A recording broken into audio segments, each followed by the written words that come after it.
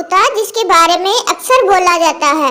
मैं तेनू अपनी जुत्ती दी नोक ते भी नहीं रखदा, इत्थे रख के भी किसी ने आहो आहो। तेज रफ्तार और कैरी कंपनी मालिकान अभी तक सोच में है कि इंजीनियर को फूलों का हार पहनाए या जूतों का। इकबाल एक तेरे शहीद ने तो हद ही कर दी। पाकिस्तान अपनी करनी पे आ जाए तो किसी का बाप भी हमसे आगे नहीं हो सकता। Well done. वाह जी वाह, पिछो कैरी डब्बा ते अगो रक्शे दा मुंह। इदां दे इंजीनियर ते रोज रोज नहीं लभदे। स्कूल की यादें अच्छा ले लो, लेकिन मुंह ला के ना पीवी, सारे जरासीम मेरी बोतल च वड़ जाने हैं। हाफिजाबाद हड्डी जोड़ सेंटर। वाह भी वाह, शाहरुख खान दी बांह तोड़ दी जे फड़ के। बल्ले ओ हाफिजाबादियो। सोच रहा हूँ कि इंडिया ही चला जाऊं। कसाई साले जान दे दुश्मन बने पे आ ते लोरियां नु खान दी पई आ मैनू। इन्ना नहीं पता बाद च दस्तियां मारदे फिरनगे। तरक्की याफ्ता ममालिक के तरक्की का राज। मलका बरतानिया इस उम्र में अपना सामान आप लेके जा रही है ते साडे एसी साहब नु छतरी फड़न लगे मौत पै रही है। एसी दा मुंह ते देखो, जिद्दां लम्मे झाड़ू दा इक्को ही तीला हुंदा वा। कौन जानता था कि ये छोटा सा अंडे चोर बच्चा बड़ा होकर पूरा मुल्क ही लूट लवेगा।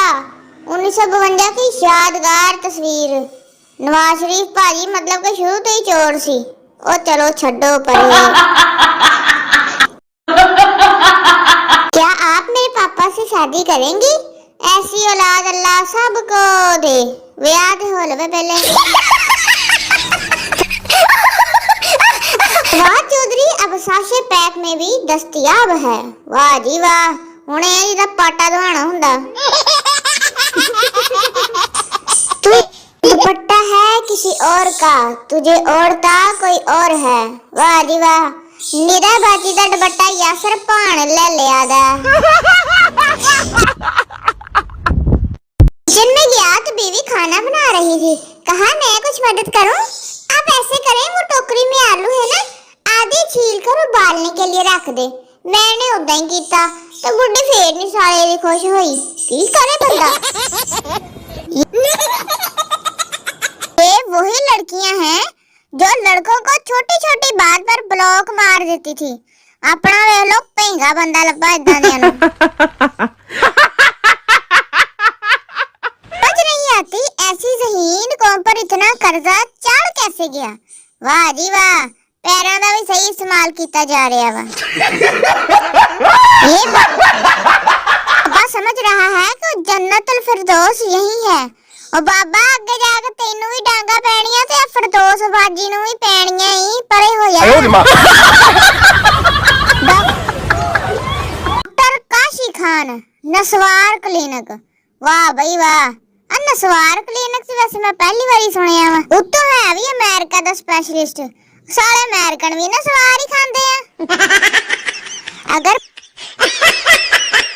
बच्चा दांतों के साथ पैदा होता तो वाह भाई वाह, न्याणे ने ते औंदे नहीं कहना सी ले आओ गन्ना मैं चूस लवां।